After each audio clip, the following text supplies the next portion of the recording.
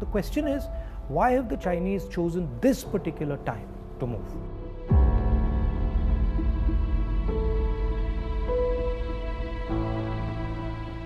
What is it about India's situation that has made China act in such an aggressive way? What is it about this moment in time that has allowed the Chinese to have the confidence that they can move against a country like India?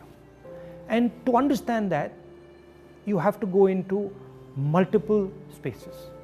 Countries are protected not by one particular thing, but by a confluence of forces, by a confluence of systems. Okay? So a country is protected by its foreign relationships, it is protected by its neighborhood, it is protected by its economy, it is protected by the feeling that its people have, the vision that its people have. And what has happened over the last 6 years, that on all those areas, India has been disturbed and disrupted. And I'll cover each one of them. Let's start with foreign policy. Our relationship with the outside world used to be with multiple countries. We had a relationship with America, strategic partnership with America, I would say, and that is very important. We had a relationship with Russia, we had a relationship with Europe, and these countries used to help us maneuver in the world. Today, our relationship has become transactional. We have a transactional relationship with the United States. We have disturbed our relationship with the Russians. We have a transactional relationship with Europe. Now let's come to our neighborhood. Earlier, Nepal was a friend, Bhutan was a friend, Sri Lanka was a friend.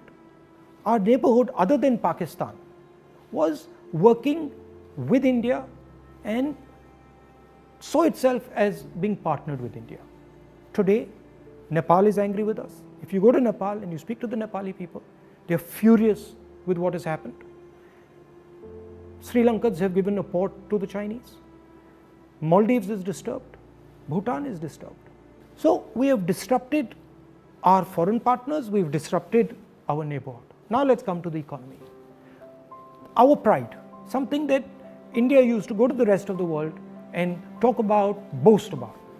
Worst economic growth, 50 years, no end in sight, absolute disaster, unemployment highest in 40-50 years. So our strengths have suddenly become our weaknesses. We told the government that, look, please realize that we are becoming vulnerable. All these things are connected. They're not separate. When you look at a nation, you have to look at all these factors and you have to act, take into account all these factors. We told them, listen, for God's sake, inject money into the economy, fire the economy, and do it immediately. Protect the small and medium businesses. They refuse to do it. So today you have a country which is economically in trouble as far as foreign policy is concerned, in trouble with its neighbors. And that's why the Chinese have decided that this is possibly the best time to act. And that is why they have acted.